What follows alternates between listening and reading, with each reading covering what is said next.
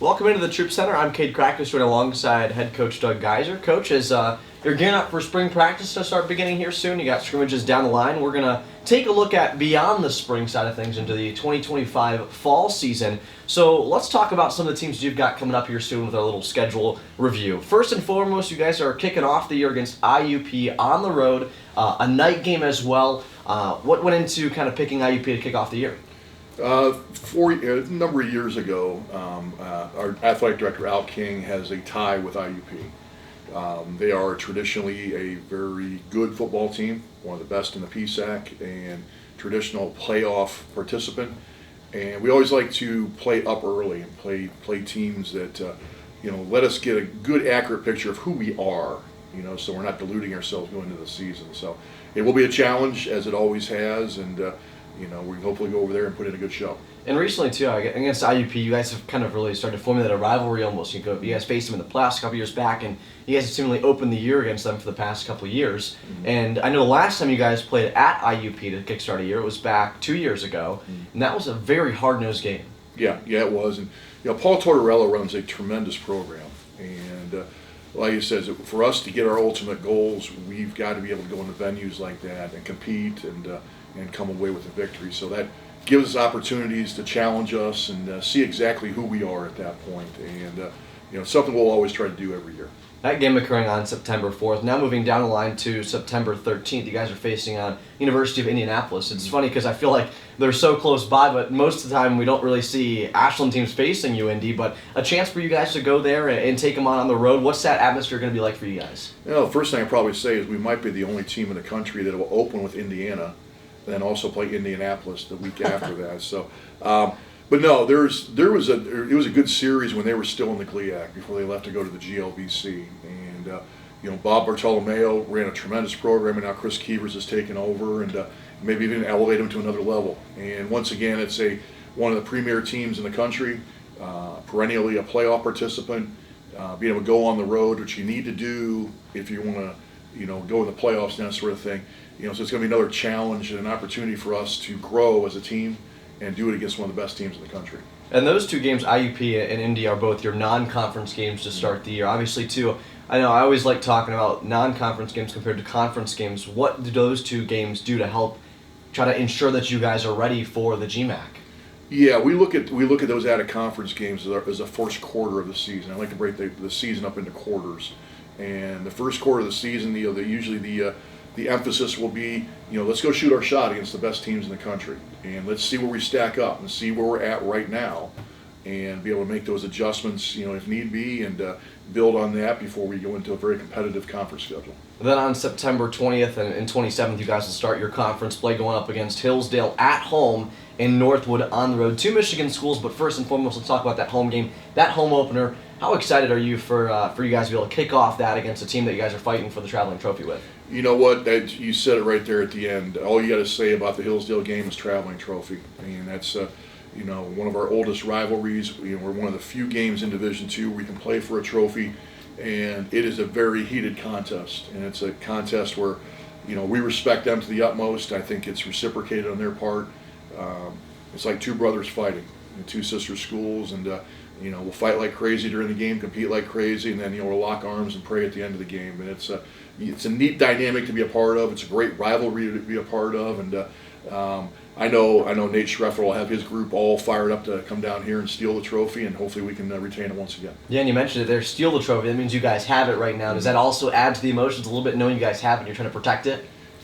Yeah, but we kind of take the tact of this. Any kind of rivalry game like that, you preach the rivalry, and that's the great thing about Ashland is the tradition. We have tremendous tradition across the board, including rivalry games like that. And so you try to make sure the team understands the magnitude of that game, the importance of that game, and how much it means not only to us and what we're trying to do during the season, but also to the alums, those who've come before us, the boosters that really have played in that game and know what it means and the importance they put on it. So you'll be able to represent the university in that vein is a great opportunity for us. Moving on to your next two road games, September 27th against Northwood, like I mentioned moments ago, and then October 4th against Kentucky Wesleyan. So your first four away games, you go to four different states. Mm-hmm. That's going to be a lot of traveling for your team. And they're all overnight trips too.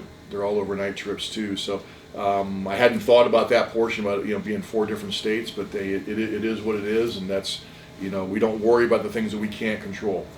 That's the hand we're dealt. Let's go and let's take each challenge one by one, and those would definitely be 2 challenges. You have Northwood, and they made a tremendous jump last year with Coach Burer, and he's got them rolling and looking to take a next step. So it'll be a dogfight to have to go up to Midland and try to come out with a victory against Northwood. And then you look at Kentucky Wesleyan and how tough they played us at the end of the year, and I know Coach Young has got them poised to make a jump as well. So 2 up and coming teams, 2 great challenges. You put in the portion about having to go on the road now as an overnight trip. That's another hurdle you got to be able to navigate and be mature enough as a team to get through. So it'll be unique challenges in both situations. For sure, Coach. When you look at after that road trip against Northwood and Kentucky Wesleyan, on October 11th, you guys will play host to Thomas More, another big team who's recently joined the conference and have always seemingly given you guys a good fight.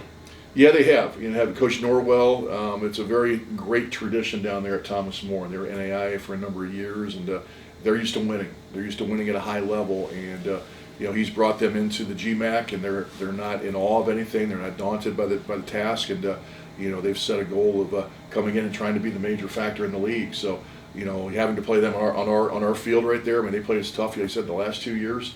We'll have to be physical, and we'll have to make sure we're hitting all cylinders to come out with a victory there. And then after that game against Thomas More, you guys will go back on the road yet again. You guys will take on Ohio Dominican and Tiffin. Those games occurring on October 18th and 25th. 2 tough teams as well. I mean, you always talk about how tough the GMAC can be, and it only gets tougher for you guys into the back half of the year. Yeah, this past couple years, it seemed like the schedule was kind of front-loaded with teams who have won the GMAC. Now this year, it seems like it's almost back-loaded. So it kind of reverses that trend there. But all you have to say is, hey, Tiffin has won the GMAC a couple times already, 3 if you count the spring of 2020, during COVID there, or 2021, I should say.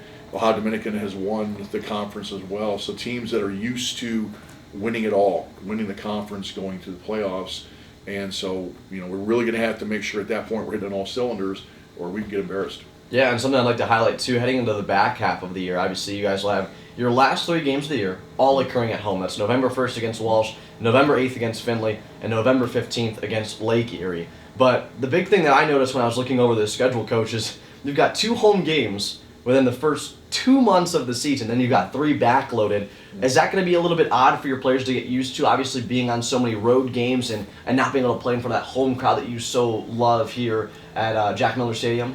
We do love our home crowd, and like I say, it's just something we'll have to adjust to. We don't spend a lot of time worrying about the things we can't control. That's the schedule we're given. Great, let's figure out a way to navigate that. If we can get ourselves on a run, now we look forward to the fact that you got your last 3 at home. That could be a major advantage for us, or it could be we're scrapping to still survive. So I look at last year, the last team that we played in the playoffs, Cal PA, and they had a unique challenge. 5 of their first 6 were on the road the last year. But by the time they played us, we were like their 6th or 7th game in a row at home. Wow. At that portion. I would, you don't want to put the cart before the horse, but if we're fortunate enough to have success, it'd be nice to kind of replicate that. That was a nice little perk for them, and it'd be a nice little perk if we can attain to a certain level. But like I said, the biggest thing we're worried about now is spring practice, and then worry about the way to compete with IUP. For sure, Coach. And if you had a little pitch to get out there and have people come support you at Jack Miller Stadium or on the road in your many road contests you have next year, what's that look like? Well, I do know this. The Eagle Nation travels, and we have a great following that follows us on the road, and so I would anticipate we'll have that again. But as far as this spring, our spring game is going to be Saturday, April 12th at 1 o'clock, Jack Miller Stadium, or the Nest, depending on weather. We've had it in both the last couple of years. If you want to get a preview to what the 2025 Eagles are going to look like, and the gains they've made here during a great off season, and kind of some of the things we might be dabbling in or experimenting with in spring practice, come on out, support us, and get a chance to look at those Eagles. And we love our home fans. Well, Coach, I appreciate your time here today, and good luck this spring. I appreciate it. Thanks, Cade. For more information about the Ashland University football team's 2025 schedule, head over to goashlandeagles.com. And for more on the Eagle Network, make sure to subscribe for all Ashland University athletic-related content.